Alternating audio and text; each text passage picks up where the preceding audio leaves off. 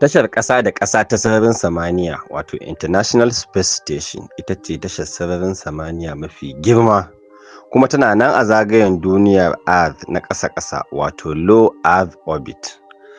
Tsakanin tashar da doron ƙasa kimanin kilomita 400 ne, kuma tashar tana gudun kilomita 7.5 a sakan ɗaya, wato tana zagaye duniya cikin awa 1.5, kuma hakan yasa take zagaye duniya sau 16 a rana.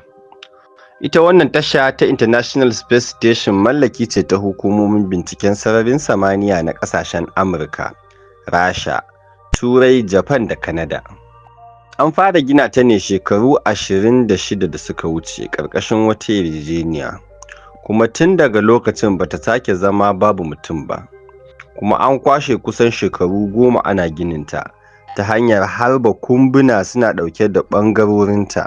Idan sun kai can sai a haɗa, sai a sake harba wani kumban, haka har aka gama.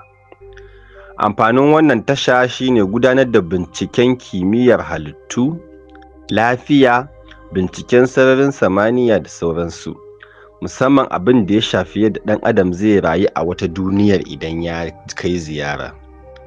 Yanayin rayuwar International Space Station ya bambanta da rayuwar Earth domin babu cikakken gravity a can.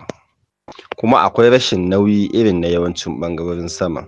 Za ka ga komai yana lilo ne a cikin iska.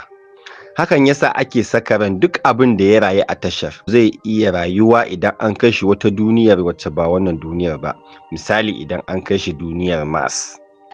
A yanzu dai ana gabatar da ɗaruruwan binciken kimiyya a wannan tasha, ciki har da noma a sararin samaniya, inda kwanaki 'yan sama jannatin tashar suka ci kwaɗon salak wanda suka noma a lambun wannan tasha wanda ake kira Beyi. Daga wannan tasha ana hango doron ƙasa wato duniyar Earth. Har ana ɗauko hoton duniyar daga can. Ana ganin hasken fitilun ƙasashe masu isasshiyar wutar lantarki da daddare. Hakanan ana hango wasu ƙasashen cikin duhu.